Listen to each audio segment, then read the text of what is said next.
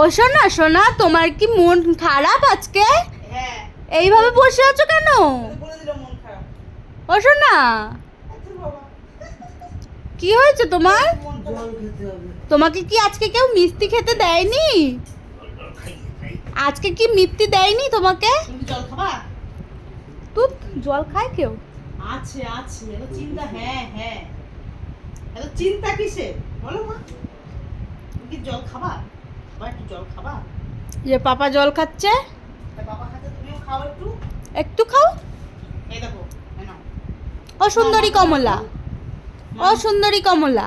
আনা আপো পরে নিয়ে নেবো। হ্যাঁ আম্মা ভালো।